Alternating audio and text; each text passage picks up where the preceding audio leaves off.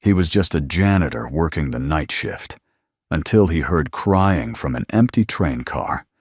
What he found inside would change 3 lives forever and leave the world in tears.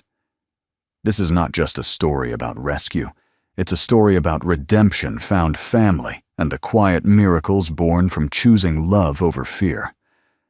Before we begin, if you believe in the power of kindness, second chances, and stories that heal the heart, consider subscribing to the channel. We share stories that matter, and this one just might stay with you long after the last word. Now let me tell you what really happened that snowy night. Rain was coming down in cold slashes across the marble arches of Grand Central Terminal. It was Christmas Eve, but you wouldn't have known it from the empty concourse and flickering fluorescent lights. The holiday cheer had left with the last commuter rush. All that remained now were vending machine hums, the soft crackle of old speakers, and one man sweeping trash along track 32. Troy Walker moved slowly, not from age, but from the kind of tired that no amount of sleep could fix. At 42, he looked older. His once dark hair bore gray like it had been earned too fast. The janitor's uniform he wore hung loose on his frame, his shoulders slumped, as if carrying more than his backpack vacuum. He paused under the arch near the Hudson Line platform and stared at the departing board. 10:40 p.m. Final train north. A chill crept in through the high vaulted windows. Troy reached into his coat pocket and pulled out a creased envelope. The flap was worn from years of not being sealed. Every Christmas Eve since the accident, he wrote a letter to Sarah and Caleb, his wife and son. Tonight's read only 2 lines. I still see you in the quiet moments. I still don't know how to breathe without you. He tore it in half. Again. Just like every year. Tossing the scraps into a nearby bin, he turned to head back to the maintenance closet. That's when he heard it, a sound so faint he thought he'd imagined it. Sniffles, then a muffled whimper. He froze. The sound wasn't coming from the hall, nor from any vent. It echoed from the train idling silently on track. 33, a retired car from the 1960s, slated for full decommission after the holidays. Frowning, Troy walked closer. The doors were sealed, lights off. He pounded twice. Nothing. But the sound came again, barely audible but undeniably human. A child. He ran to the side access panel, pried it open with his maintenance badge, and climbed the short steps into the dark. The smell of rust and old vinyl filled his nostrils. His flashlight flicked on weak beams slicing through dust. Then he saw them. 2 little girls. Twins. Huddled under seat 17, their small bodies curled against each other like frightened kittens. One wore a tattered red coat with only one sleeve. The other held a book, the little engine that could clutch to her chest like it might disappear. Both were barefoot, and both were crying without sound, as if they'd been doing it so long they'd forgotten how to make noise. Troy knelt down slowly. "Hey. Hey there," he whispered, his voice breaking. "It's okay. I'm not gonna hurt you." The girl with the book blinked. Her eyes were sunken. Lips cracked. Are you the man Mama said would come?" Troy's heart nearly stopped. "Where's your mama? She said to stay on this train. That it would take us somewhere safe." Suddenly, the car jolted slightly, pressure shifting under the wheels. Troy's head snapped up. No. No, no, no. Outside, he heard the intercom sputter to life. Track 33 preparing for maintenance rail transfer. All clear in 60 seconds. They're about to move the car. And these girls, they weren't on any manifest. They weren't supposed to be here. He moved fast, scooping one child into each arm. The emergency exit lights hadn't worked in years. The side doors were sealed. The front lock was bolted from outside. Panic climbed up his throat. He sprinted to the side panel where he'd entered, now jammed tight. The train lurched again. No time. He backed up 3 steps, turned his shoulder, and slammed into the door. Nothing. Again. Crack. A splinter at the frame. One more. Boom! The panel snapped inward just enough. With a shout of pain and adrenaline, Troy shoved it open with his shoulder. Shards of plastic tearing his sleeve and the skin beneath. He clutched the girls tighter and jumped. They landed hard on the concrete just as the wheels began to turn. He rolled once, twisting to keep the girls above him. The train moved slowly past, indifferent. The older twin let out a broken cry. The younger gasped and clung to his neck. Troy sat up, his elbow, bleeding chest heaving. His heart hammered like it hadn't in years. He looked down. Both girls still in his arms, still breathing, still here. A few feet away, something fluttered to the ground, a piece of paper from the book. No, not a page. A note folded and taped to the inside cover. He picked it up. To whoever finds my girls, I'm sorry. I tried everything.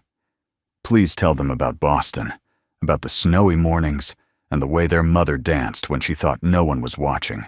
Please, let them grow up somewhere kind. It wasn't signed. Troy stared at the empty track where the train had vanished into the night.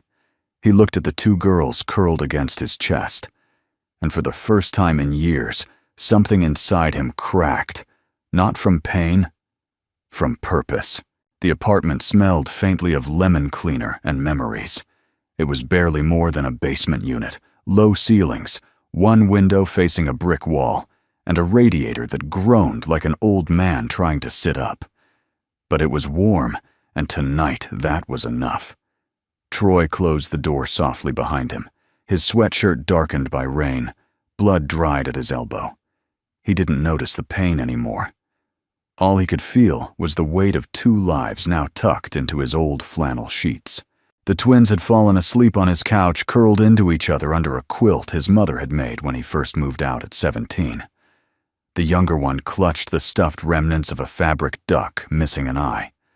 The older girl, the one who had spoken to him first, kept the book in her arms even as she slept, her thumb still pressed against the inside cover where her mother's letter had been. Troy knelt beside them. He didn't know their names yet. They hadn't offered them, and he hadn't asked. Some things took time. He stood crossed to the kitchen and poured water into the kettle. His hands trembled slightly. Not from fear, not anymore. From something harder to name. Something that felt like grief, and something that felt like grace. Outside, the rain had quieted to a soft ticking against the glass. The city pulsed beyond the brick, oblivious. Cars rolled through puddles. Horns called out into the night. But in here, there was stillness. Fragile. Like it might shatter if he breathed too loudly. He sat at the table and stared at the note again. Boston. Snowy mornings. A mother dancing when she thought no one was watching. There was pain between the lines. Lines written by a woman on the edge of something final. She hadn't left her daughters out of malice. No. Troy knew abandonment. This wasn't that. This was surrender. A last desperate act of protection. His own story wasn't so different. Sarah hadn't meant to die that day. Caleb hadn't meant to be in the back seat. But fate didn't bargain, and it didn't apologize. It just took what it wanted. He thought he had nothing left to give. But now 2 little girls slept in his home, and something told him he wasn't the only one who needed saving. In the morning, Troy woke to silence. He found the girls sitting on the floor near the radiator. They hadn't touched the food. He left a peanut butter sandwich and 2 apples. Instead, they passed the harmonica between them, not playing it, just turning it over curious. When they noticed him watching, the younger one froze. The older pulled her sister closer, her small arm curling around like a shield. "It's okay," Troy said, crouching. "You're safe here, I promise." The older one stared back. Her eyes were sharp and old, the kind that had already seen too much. "What's your name?" he asked gently. Silence. I'm Troy. Nothing. He waited a beat, then stood. You hungry? Still nothing. He walked to the kitchen, pretending not to mind, and put a pot of oatmeal on the stove. A minute passed, then another, and then the faintest sound of small feet padding across linoleum. They sat at the table. Not a word spoken. But they ate. That afternoon he called out of work, said he was sick, which wasn't far from the truth. His nerves were frayed thin, his thoughts tangled. He didn't know what he was doing, only that doing nothing would be worse. He rummaged through his closet and found a pair of kid-sized socks Sarah had bought for a friend's baby shower that never happened. He gave the girl's old sweatshirt soft and too big but warm. He turned the television on, muted to a nature documentary. He left crayons on the table. He didn't ask questions. Not yet. Just gave space. By evening, the younger one sat on the couch beside him, thumb in her mouth, her body leaning into his without quite touching. The older girl remained wary, always between her sister and the door, always watching. He respected it. Trust wasn't given. It was earned like slowly thawing ice. At night, as he tucked them in again, this time on an inflatable mattress pulled from the back of his closet, the older girl finally spoke. Her voice was quiet. Flat. Practiced. My name is Maddie. Her name is June. Troy blinked. Maddie and June, he repeated softly. Those are beautiful names. She's 5. I'm 6. Almost 7. Thank you for telling me. Maddie nodded, her expression unreadable. June was already asleep, lips parted, cheek against the pillow. Do you want to call someone? Troy asked gently. A relative. A friend. Maddie's eyes darkened. No, just that. And it was final. Troy didn't push. That night, he couldn't sleep. He sat at the kitchen table with a mug of tea going cold and the harmonica resting in his palm. He hadn't played it since Caleb died. Couldn't bear the sound of it, like a voice calling out from a place he'd been trying to forget. But now it wasn't about forgetting. It was about remembering the right things. Troy lifted the harmonica to his lips and played the only song he still knew by heart. You Are My Sunshine. The notes were soft, wobbly at first, but steady. In the next room he heard a blanket shift, then tiny feet on linoleum. He didn't turn around, just kept playing. When the song ended, he lowered the harmonica. Maddie stood in the doorway, one hand gripping the frame. She didn't speak, but her shoulders weren't as tense, and she wasn't hiding behind anything. Troy offered a soft smile. Good night, Maddie. She didn't smile back, but she whispered, Good night, Troy. The next few days passed like quiet footsteps in freshly fallen snow, soft, careful, and full of hesitation. Maddie and June began to move through the apartment like cats in a borrowed house, never quite at ease, never quite sure if the silence would stay kind. Troy didn't push them. He cooked meals, left the television on low, made room for them on the couch when they wandered close enough. Slowly, routines started to form, not rigid schedules, but gentle rituals. Oatmeal with banana slices in the morning, afternoon. Walks wrapped in his old scarves, harmonica music at dusk. The girls never asked to leave, and he never asked why. But the questions clung to the corners of his mind like winter fog. Who were they really? What had they been running from, or worse, left behind? The letter from their mother, now folded carefully in a drawer next to his late wife's wedding ring, had mentioned Boston and snowy mornings. But that wasn't much to go on. He hadn't dared contact the authorities yet. Part of him knew he should. The other part, the part that still woke up gasping from dreams of a crumpled car and a tiny, lifeless hand in the back seat, couldn't bear to let them go. One morning after Maddie helped dry the dishes in silence, she glanced toward the door and said, Can we go somewhere today? Not far, just out. Troy looked at her. It was the first time she'd asked for anything. Sure, he said. Anywhere in mind. She hesitated. The train place. The one with the old signs. He knew where she meant. Sleepy Hollow Station. It was small, quiet, half-forgotten, like most things that had served their purpose long ago. His grandfather had worked there in the 50s, when it still pulsed with commuters and soldiers and families with heavy suitcases. Now it was more museum than station, a memory preserved in brick and brass. They arrived late in the afternoon. The sky was thick with clouds, but the air was dry. Troy parked near the back, helped June with her mittens, and led the girls toward the main platform. The building was just as he remembered: red brick walls, faded blue signage, and a dusty ticket counter behind old glass. Inside, the air was cool, but not cold. The radiators still worked, humming a slow, steady rhythm beneath the wooden benches. An elderly man behind the desk looked up from a crossword puzzle and squinted. Troy Walker, as I live and breathe. Lord, I haven't seen you since your graduation photo went up on the wall in '99. Troy smiled faintly. Afternoon, Mr. Wilson. Who's this? Wilson asked, gesturing toward the girls. Troy glanced at them. Maddie clung protectively to June, her shoulders tense. These are friends, Troy said simply. They're staying with me for a while. Wilson nodded slowly, not pushing. He never had.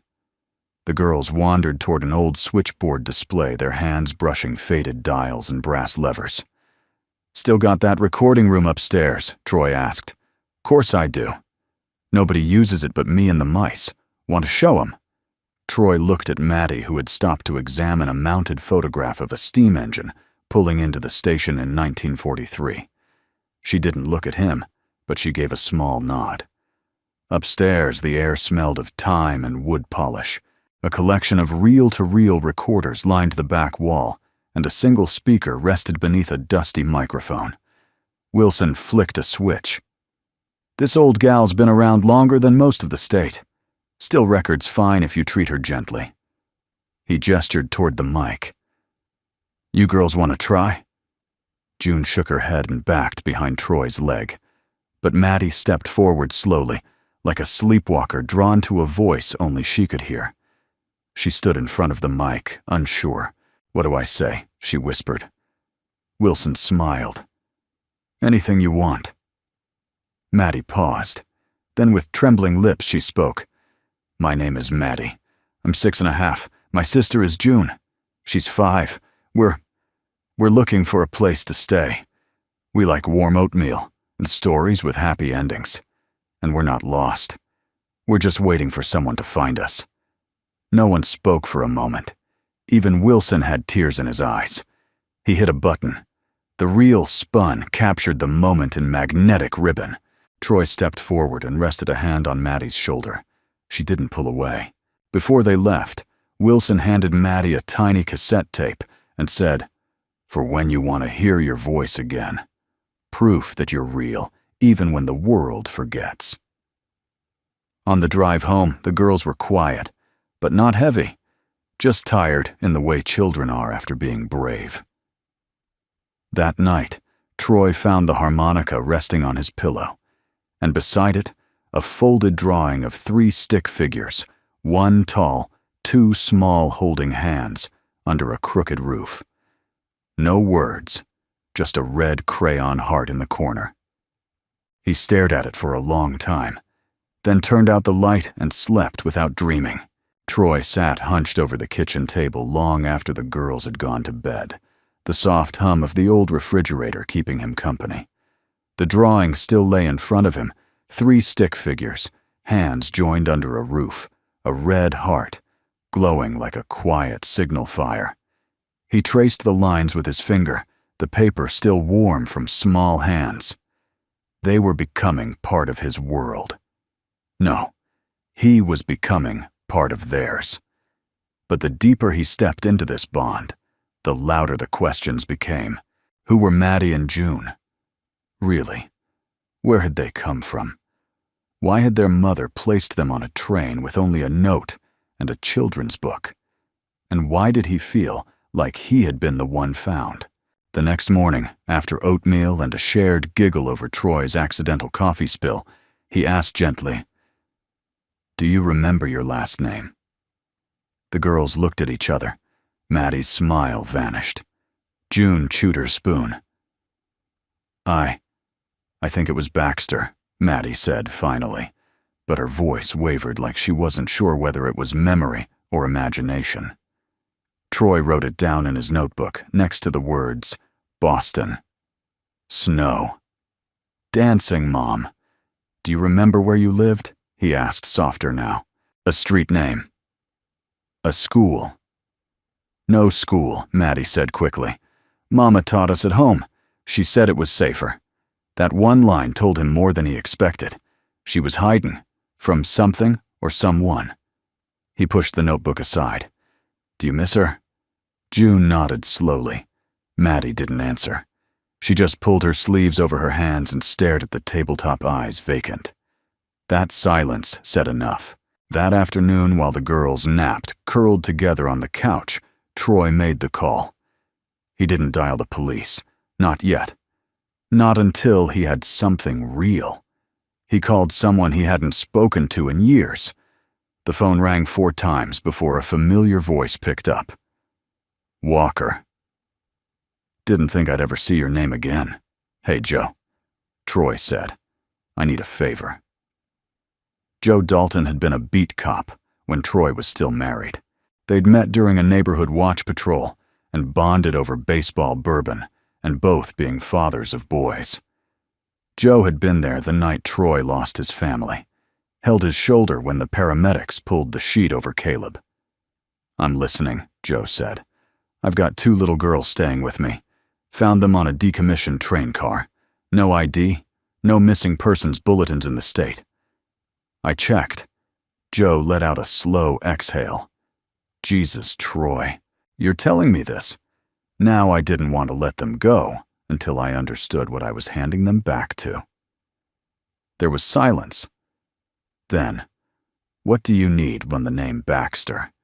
Maybe out of Massachusetts. See if anything comes up tied to a mom with 2 daughters under 7. Joe didn't argue. I'll call you in a day or 2. Troy hung up his heart a kettle at full boil. That evening, the girls asked if they could help make dinner. They stood on mismatched stools and rolled dough with plastic cups, while Troy browned beef and chopped onions. June sang softly off-key but sweet, and Maddie, her sleeves still tugged over her hands, began to hum along. Troy watched them from the corner of his eye and realized this wasn't temporary anymore. This wasn't just a rescue. This was the start of something real. After dinner, they played Go Fish with old playing cards, and June insisted the 3 of them brush their teeth together like a real family, she said. It was the first time either of them had said the word family aloud. Troy didn't correct her.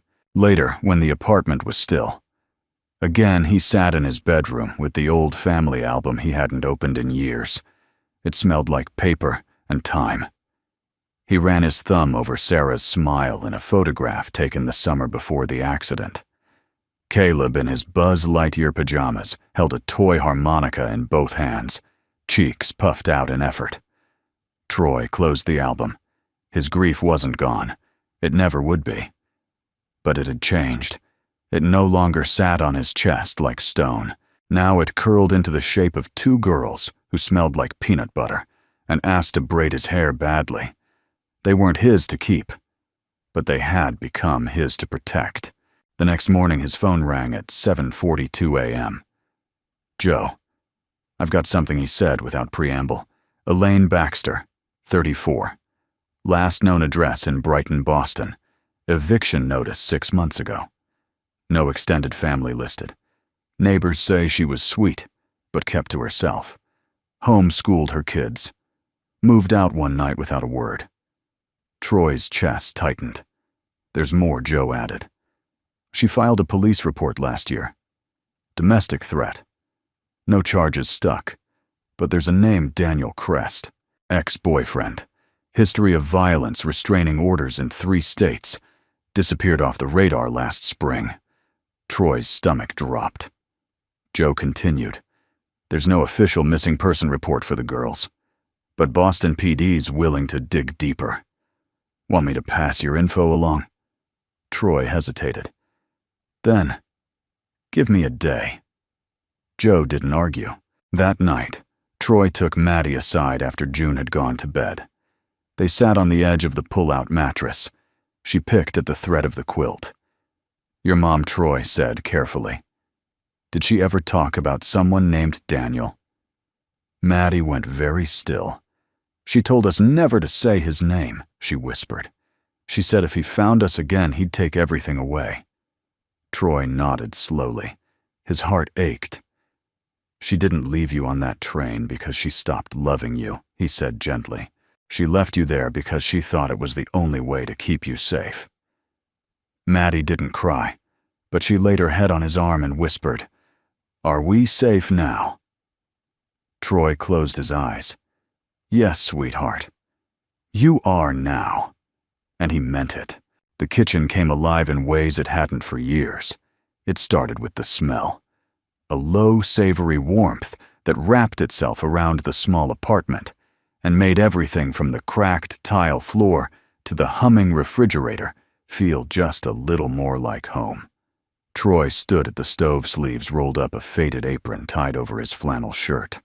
The brisket had been marinating overnight, just like his father taught him when he was 15, and eager to impress a girl he never ended up marrying. Maddie sat at the table, eyes narrowed in careful concentration as she peeled carrots with hands far too small for the task. June sang softly to a plastic measuring cup, treating it like a doll, cradling it in her arms between musical numbers. Troy looked over his shoulder and smiled. You girls are making my kitchen look better than it ever has, he said. June beamed.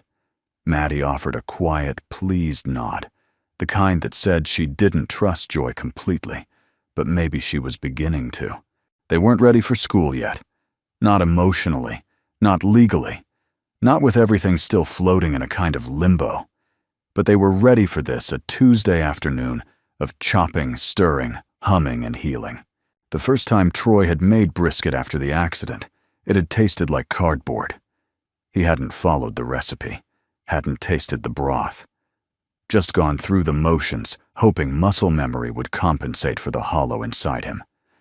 He'd thrown the whole thing out without even trying a bite. But this time, it was different. This time, the apartment didn't feel like a tomb. It felt like a promise. While the meat roasted low and slow, Troy brought out the photo album again. The girls had seen it in passing, but he'd never offered to open it until now. Would you like to see my family? He asked. Maddie hesitated. The one from before? He nodded. Yes.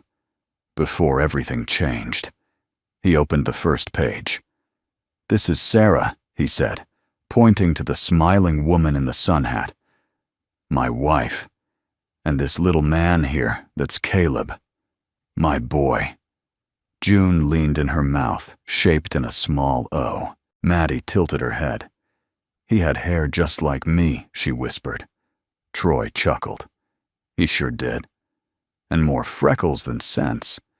They turned the pages slowly. A camping trip in the Catskills. A Christmas morning with cocoa mustaches. Caleb riding on Troy's shoulders at a baseball game, his tiny arms thrown wide like he could fly. He looks happy, June said. He was Troy said. We all were. Then he closed the book. Until the day we weren't. That night, they ate together at the table. No television, no distractions. Just food, and warmth, and the clink of silverware against mismatched plates.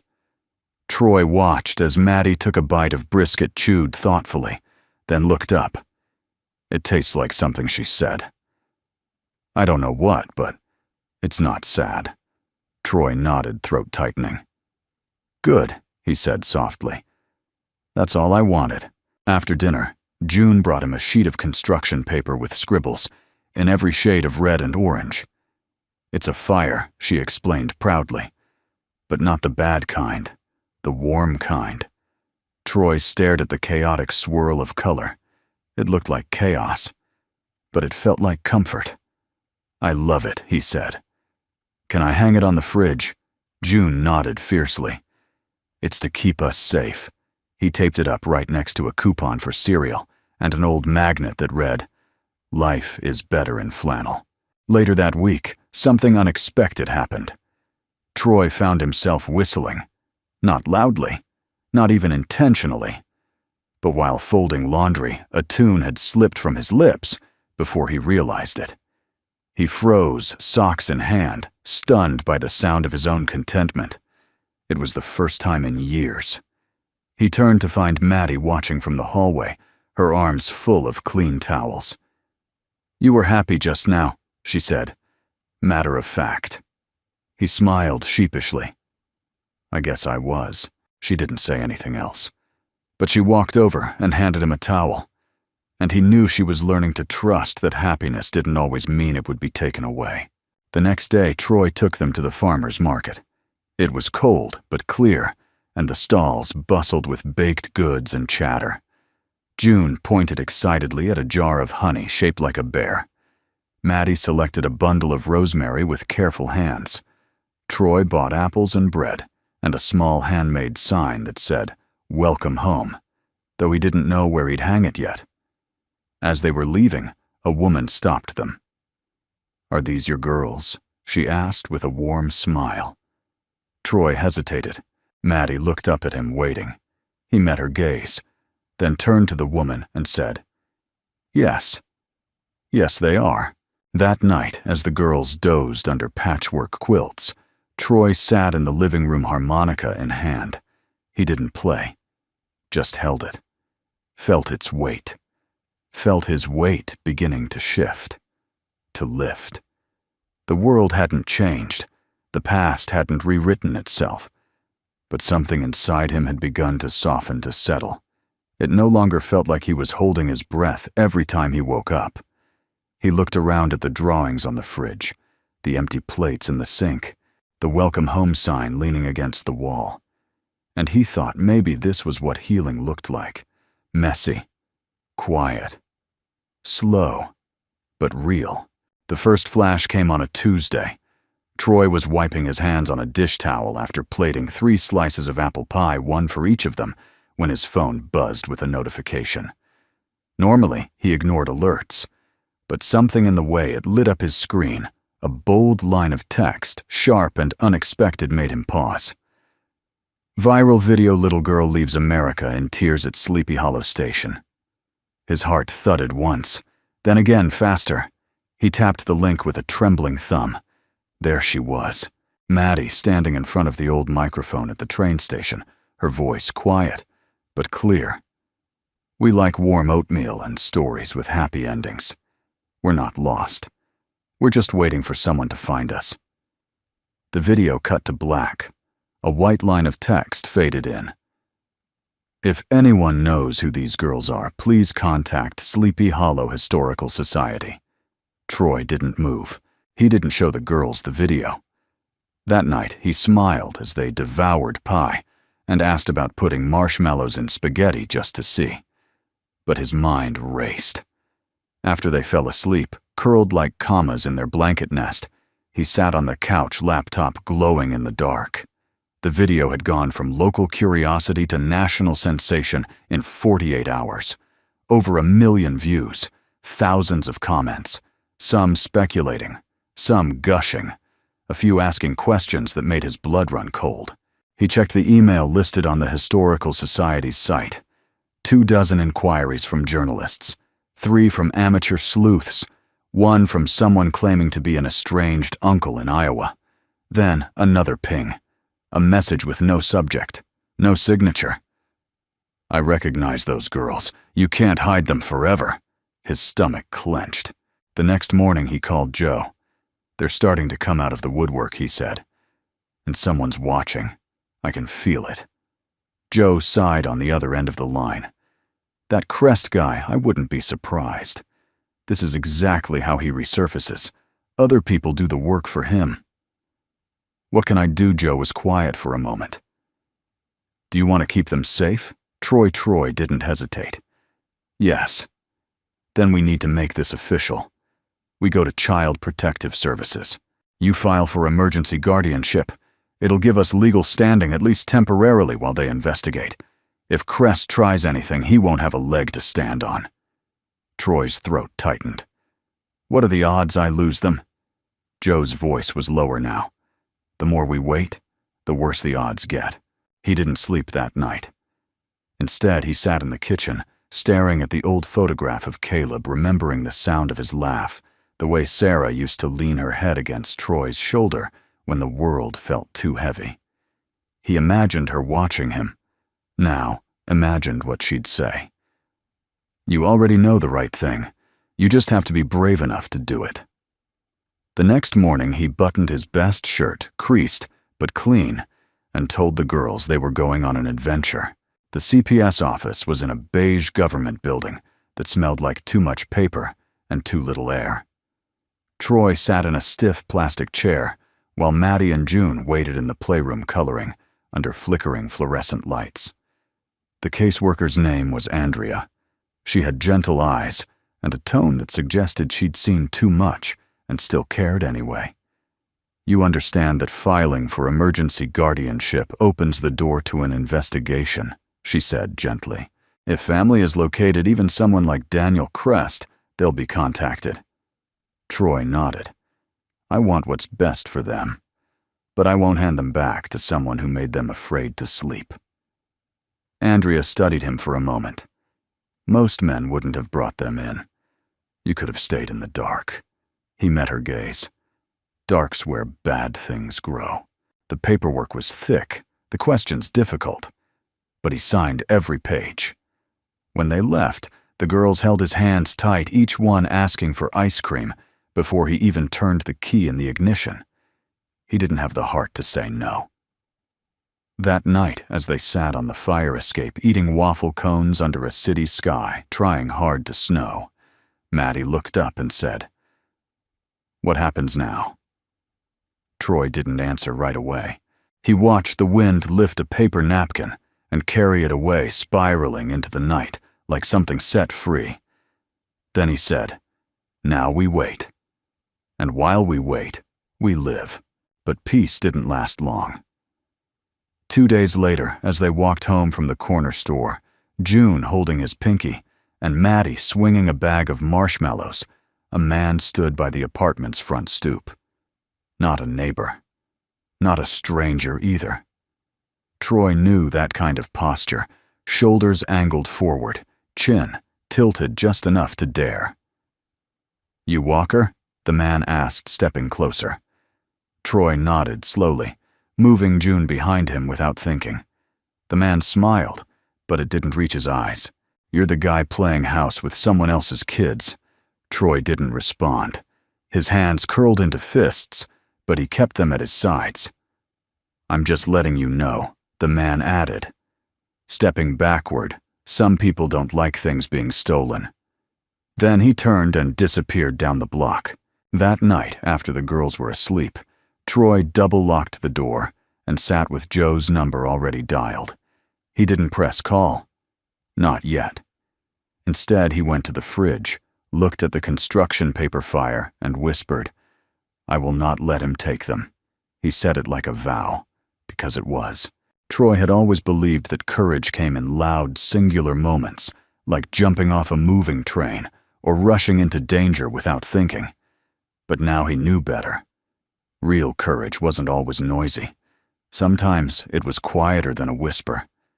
Sometimes it meant showing up even when you were terrified of what came next.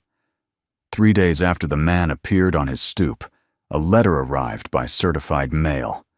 The envelope was thick, official, and cold to the touch. It bore a lawyer's insignia from Boston and a case file number printed in bold black ink. Inside was a motion. Petition for full custody. Daniel Crest, version unknown. Guardian. Troy's name wasn't even mentioned directly, just the man currently harboring the minor children. It made his stomach turn. He called Joe that evening. He's lawyering up, Troy said, pacing the kitchen. He's got someone filing motions on his behalf, wants the girls back, and I'm just the obstacle. Joe exhaled.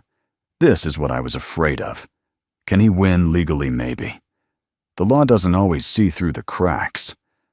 But I've got a contact in Boston PD off-the-record stuff. I'll see what I can dig up on Crest. Troy ran a hand through his hair. He's not going to stop, is he? No, Joe said, but neither are you. The girls didn't know. Not yet. Troy couldn't bring himself to break their fragile sense of safety, not until he had to. But Maddie was already picking up on his unease. She watched him like a sparrow, from the corner of the room, always reading the air.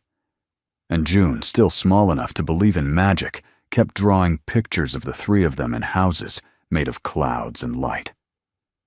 That night, Troy sat by their bed, watching them sleep. Maddie's brow furrowed, even in rest. June had kicked her blanket off again. He pulled it back over her shoulders gently, his hands shaking. If they were taken from him, he wasn't sure he'd survive it. He'd lost one family already. He didn't know if he had the strength to lose another. A week later, the court summoned him to appear in a preliminary hearing. Joe pulled every string he could to get the judge assigned, someone known for prioritizing the child's welfare, not just the bloodline. Andrea, the caseworker, met Troy outside the courthouse that morning. She handed him a manila folder and offered a soft, steadying look. "I've reviewed your petition," she said. "Your file's solid. Your intentions are clear. But Daniel Crest has a legal claim, and he's got a private attorney with a long track record of getting ugly cases pushed through." Troy nodded. "I don't want sympathy." She smiled. "Good. Because what you need is truth. And you've got that." The courtroom was colder than he expected. Not in temperature, though it wasn't warm, but in atmosphere. Detached. Clinical. Just wood and carpet and rows of faces looking down at documents that would determine lives. Crest wasn't there. Only his lawyer, a sharp-jawed man in an expensive suit, who looked like he hadn't been hugged in decades. Troy sat at the opposite table alone, but unshaken. The judge entered a woman with gray hair pulled tight into a bun, reading glasses perched low. Her nameplate read, "Han Miriam Ellison." The case was called. Statements were made. And then came Troy's turn. The lawyer tried to frame him as reckless, an unqualified stranger interfering with paternal rights. "This man, Your Honor, is not biologically related. He has no legal standing, only sentiment, which, while admirable, is not sufficient under Massachusetts law." Troy rose slowly. He wasn't a public speaker. But this wasn't about speaking. It was about standing. He faced the judge directly. "Your Honor," he began, "I don't have a law degree or a fancy job title. I don't have blood ties to these girls. But I have something that Daniel Crest doesn't." He paused. "I have been there." His voice trembled not from fear, but from truth. "I was there when Maddie had her first nightmare and didn't remember how to scream. I was there when June asked why moms leave, and I didn't lie to her. I have fed them. I have bathed them. I have sung them to sleep. Not because I had to, but because they needed someone who chose to." He reached into his pocket and unfolded a drawing. 3 stick figures. 1 heart. They call me Dad now. Not because I asked them to. Because I earned it. The courtroom was silent. Judge Ellison studied him for a long time. Then she spoke. "I am authorizing a full inquiry into Daniel Crest's background. Until the results are complete, temporary guardianship will remain with Mr. Walker." Troy closed his eyes. A breath left him quiet, shaking. He had bought time. Not safety, not certainty, but time. That night, he didn't tell the girls everything. Just enough. "There was a man who said he was supposed to take care of you," Troy explained gently. but the court wants to make sure you're safe before they let anyone else decide anything." Maddie's face went pale. June climbed into his lap without a word. "Will we have to go?" Maddie whispered. Troy shook his head. "Not unless someone better shows up." "Is there someone better?" she asked. Troy smiled, tears burning his eyes. "Not on this planet." Later, after they'd gone to bed, he stepped outside onto the fire escape. The night was clear, the stars bright above the streetlights. He thought of Daniel Crest, a man who'd let go once, and now wanted back what he hadn't fought for then. But this time, Troy wouldn't let go. Not of them. Not of hope. Not of the chance to be the man he hadn't known he could become. The first snowfall of the season came quietly, as if the sky didn't want to wake the world with its grief. It began just after midnight. Flakes drifted past the windows, like ash, soft and slow, settling onto the fire escape and the crooked rooftops beyond. Troy sat at the kitchen table, a pen in his hand, a blank page in front of him. He hadn't written a letter in nearly 5 years. Not since the night after the funeral. That night, his words had come in jagged bursts. Apologies he couldn't say aloud. Guilt he couldn't explain, love that felt hollow when spoken to an empty room. He'd written until his knuckles cramped, then torn the pages up and flushed them down the toilet, like confession wasn't real unless it disappeared. But tonight, the silence felt different. Tonight, it was asking for honesty. He picked up the pen and began, "Dear Sarah, you wouldn't recognize the place if you walked in now. The walls are still chipped, the fridge still hums like a tired old dog, and my coffee still tastes like despair most mornings. But the air's different. There are drawings on the fridge, toys under the couch. There's life here again. I didn't go looking for it. You know me better than that. I was hiding, like a man who knows he's drowning but doesn't want anyone to see him gasp." He paused, glanced toward the bedroom door where the girls were asleep, then continued. "Their names are Maddie and June. They came to me on a train, Sarah, just like something out of one of those old movies we used to watch, where a stranger does the right thing, not because it's easy, but because it's the only thing that makes him feel alive again. I didn't plan to keep them. God knows I'm not qualified. But they looked at me like I was their safe place. And somewhere along the way, they became mine too. I don't know what this makes me. I'm not their father, not in the way people mean it. But every time June slips her hand into mine without asking, or Maddie draws a picture of the three of us in a house with too many windows, I think maybe I am." He laid the pen down and exhaled. He hadn't meant to cry, but he did anyway. The next morning, snow blanketed the sidewalks in silence. The city had slowed just enough for people to look up, to breathe, to remember. The girls woke to cocoa and pancakes shaped like snowmen. June giggled so hard at Troy's lopsided snowman that she fell off her chair. Maddie, still quiet from the court, hearing days earlier, allowed herself a small smile when Troy declared her syrup design museum-worthy. After breakfast, Maddie asked if she could take the letter. "The one from your notebook," she said. "The one with the name Sarah on it." Troy blinked, surprised. "You saw that I didn't read it," she said quickly. "Just saw your face when you wrote it." He handed it to her gently. "It's not a letter I ever planned to send." She held it like something sacred. "Sometimes the ones we don't send still help," she whispered. That afternoon, Troy drove them to the cemetery. It was Maddie's idea. She didn't say why, just asked quietly if she could leave something where the snow doesn't melt first. They brought no flowers, just 3 red balloons and a small folded letter of Maddie's own. June drew a crayon heart on hers and tucked it in her mitten. Troy didn't ask what it said. They stopped by the grave with his wife's name carved into gray stone. Sarah Walker. beloved wife, devoted mother.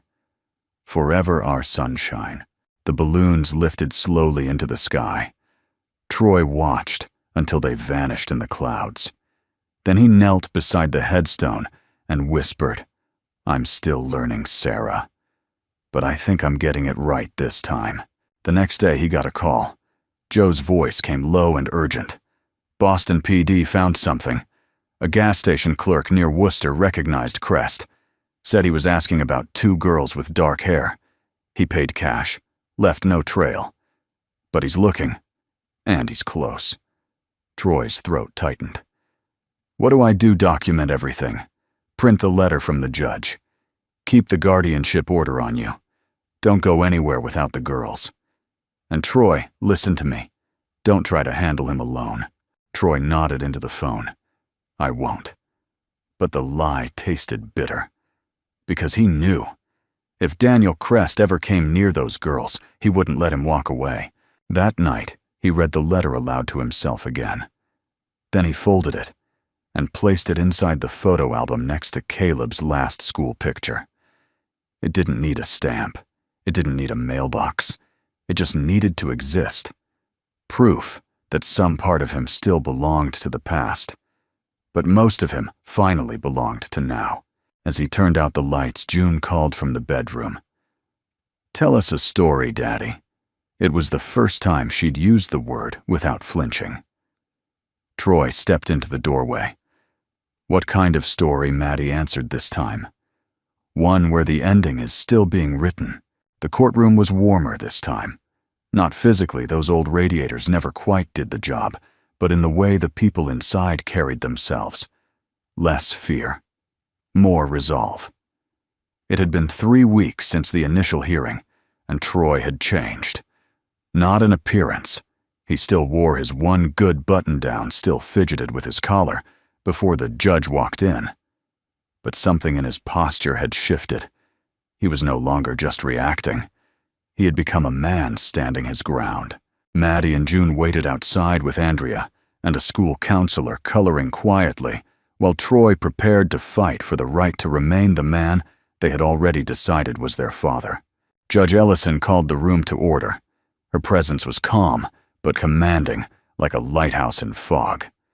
She glanced at the papers in front of her, then at Troy. "Mr. Walker, I understand you've brought new materials." Troy nodded and stood, his hands slightly shaking, but his voice steady. "Yes, Your Honor. I'd like to submit a note that was taped inside the book the girls were carrying when I found them. A letter from their mother, Elaine Baxter." He passed the original to the clerk and read from a copy. "If anyone finds my girls, please tell them about Boston, about the snowy mornings, about how their mother danced when she thought no one was watching. Please, let them grow up somewhere kind." He paused. She didn't leave them out of neglect. She left them out of love. She was running from something dangerous, something that wore a human face. Daniel Crest. The opposing attorney, a thin man with a voice like rusted hinges, rose. "Objection, Your Honor. Mr. Crest has not been convicted of any crime in this matter." "Not yet," Troy replied evenly. "But what he's done is written on the girls' faces. On the way, June flinches when a door slams. On the way, Maddie doesn't sleep unless her back is against the wall." The judge didn't interrupt, so he kept going. "I'm not asking for perfection. I'm not claiming sainthood. But I'm here. I've been here, through the nightmares, the bad dreams, the questions no child should have to ask. I didn't give them life, but I've watched them learn to live again. And I am not letting them go back to someone who taught them to fear it." He reached into his coat pocket and pulled out something small, creased, soft-edged. The ticket. The same one that had been folded inside the little engine that could. "I kept this," he said, holding it up. "It's the only thing their mother gave me besides them. It doesn't list a destination. It just says, hope." He looked at the judge's eyes steady. "I think that's where they're supposed to be." The judge didn't answer right away. She simply nodded and moved on to the next statement, her expression unreadable. Crest didn't show up again. His attorney claimed a scheduling conflict, but Troy knew the truth. Cowards never liked the light. The next day, a letter arrived in the mail. It was thin. Troy stared at it for a long time before opening it. Inside was a single sheet of paper, embossed with the seal of the court. It stated that Troy Walker was granted temporary full guardianship of Madeline and June Baxter, pending final review. Crest's petition had been officially dismissed due to lack of contact failure to appear and new supporting evidence. Troy sat down, letter in hand, and let the weight of it settle over him. He had won. Not the war. Not yet. But a battle that mattered more than any he'd ever fought. That evening, he told the girls in the soft light of the living room. "You don't have to go," he said. June jumped into his lap before he finished the sentence. Maddie blinked. Ever, Troy hesitated. Not unless someone really, really good shows up. Someone even better than me. Maddie looked him square in the eye. There's no one better. To celebrate, they made Hope pancakes for dinner, shaped like heart stars, and one unfortunate blob that June insisted was a giraffe. They laughed more that night than any night before. June danced barefoot to harmonica music, while Maddie tried to braid Troy's hair with more confidence than skill. And at one point, just for a moment, Troy looked around the room and realized he wasn't waiting for life to start again. It already had. Later, after the girls were asleep, Troy stepped out onto the fire escape with a mug of cocoa and the creased ticket in his pocket. The city buzzed beneath him, horns, voices, music spilling from an open window. He unfolded the ticket. Still no destination. But maybe that was the point. Maybe some journeys weren't about where you ended up. Maybe they were about who you became along the way. He thought about the boy he'd once been, the man he had lost, and the father he had become. Not because he had to, because he chose to. The grand opening of Station Hope was held on a crisp Saturday morning, the kind where the air carried the scent of cinnamon and chimney smoke, and breath hung briefly like a question mark before disappearing into light. It wasn't grand in any conventional sense. No ribbon-cutting ceremony, no brass band or camera crews. Just a chalkboard easel propped outside the old train depot, now lovingly transformed into a cafe with wide wooden benches, soft yellow lighting, and the comforting aroma of slow-cooked brisket and warm sourdough. At the top of the menu, printed in mismatched typeface, were the words, "Welcome home. We saved you a seat." The first guests were early an older couple who had taken the Hudson line into town because they liked the name of the place. Then came a woman with 2 children who sat by the window and quietly wept over her coffee, the way people sometimes do when they finally feel safe enough to let it out. No one asked questions. They just brought extra napkins. The cafe was Maddie's idea, or at least the name was. She had written it one night on a paper placemat while waiting for her grilled cheese. Station Hope she'd scrawled in careful letters. Because that's what it was for us. A stop we didn't plan for. That saved us anyway. Troy had stared at the words for a long time, heart aching in the best way. They'd painted the name on the front of the building themselves, the 3 of them standing on ladders made for taller people. June left a tiny red heart in the corner of the letter S. Maddie signed the back of the menu board in pencil. Troy did most of the cooking still in his flannel shirts, and now a borrowed apron with boss of brisket stitched across the front. The girls helped run the register on weekends and handed out flyers at the farmer's market. No one called them foster kids anymore. Everyone just called them family. A wall in the back had become something of a landmark already. It started with the ticket, the same one Troy had found inside the book on that cold December night, the one with hope scrawled across it in hurried pen. He'd framed it and hung it by the door. Beneath it he wrote, "Leave a ticket. Take a breath. This place is for the ones who didn't know they were still allowed to believe." Soon, other people started pinning their own tickets to the wall. Some were real Amtrak stubs, bus receipts, even a crumpled plane boarding pass with tears on the edge. Others were metaphorical. A woman left a theater ticket from the night her husband proposed. A teenager left the stub from the day they ran away and the day they came back. One little boy left a Chuck E. Cheese token taped to a napkin with a note. "My dad is better now. He makes pancakes." Maddie read them all. June sorted them by color. Troy just stood and stared, sometimes marveling at how broken things still found ways to fit together.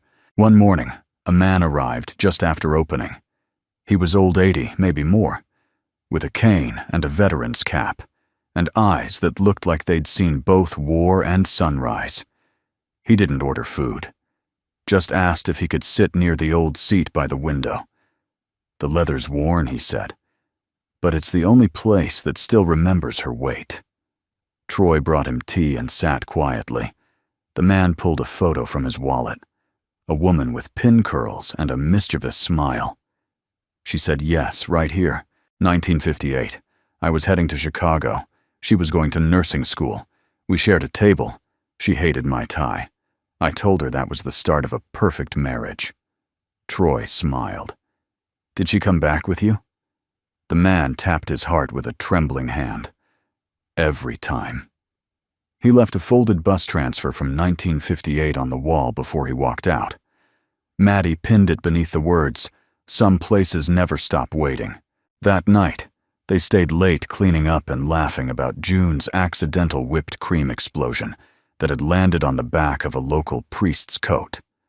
Troy was wiping the counter when Maddie approached him with something in her hand. It was a sketch, a new one.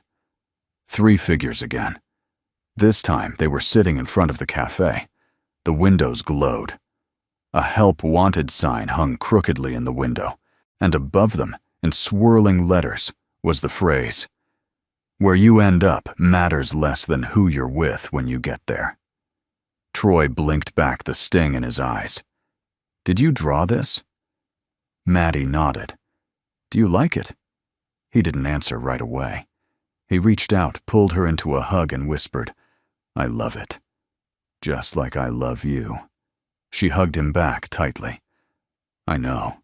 Later, after the girls were in bed and the lights were dimmed, Troy sat on the front step of the cafe and listened to the wind move through the trees like a lullaby.